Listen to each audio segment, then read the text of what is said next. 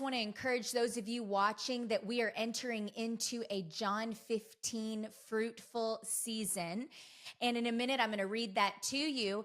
But I really felt like the Lord was encouraging me and as well as others this morning about the season that we're entering into right now. And this John 15 season is about a season of fruitfulness, a season of increase and multiplication.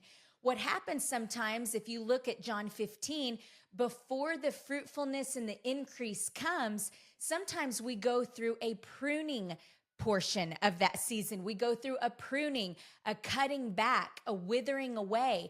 The Bible tells us, this is what Jesus says in John 15, that it says that any branch that is not producing fruit, that he cuts it away and he throws it out. And sometimes that may sound painful or it may sound a little scary, but I want to assure you, it's just God getting rid of the dead weight. He's getting rid of the burdens that weren't ours to carry from the beginning. So some of you may be watching this and maybe you're seeing this happen right now in your business, in your organization, in your church, in your family, in your life, wherever that area of influence is. And you might see that things are starting to cut back, to scale back. Maybe some people are transitioning out from your organization.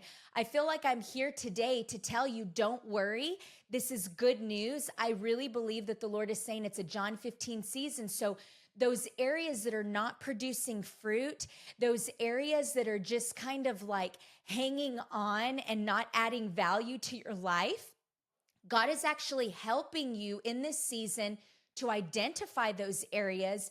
There's a cutting away, a withering away of those areas that are not adding value to you.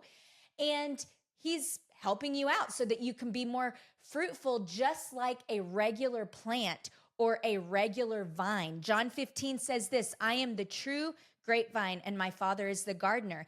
He cuts off every branch of mine that does not produce fruit, and he prunes the branches that do bear fruit so that they will produce even more. There's the multiplication word. Some things that are actually good and producing fruit, maybe there's a little bit of a pruning happening right now. So don't be discouraged. If this is happening with you, it's because multiplication, acceleration, growth, and fruitfulness is coming to you, and it's on the other side of the pruning. And I want to encourage you with this. Jesus says, if you're already being pruned, he says, remain in me and I will remain in you. For a branch cannot produce fruit if it is severed from the vine. And you cannot be fruitful unless you remain in me.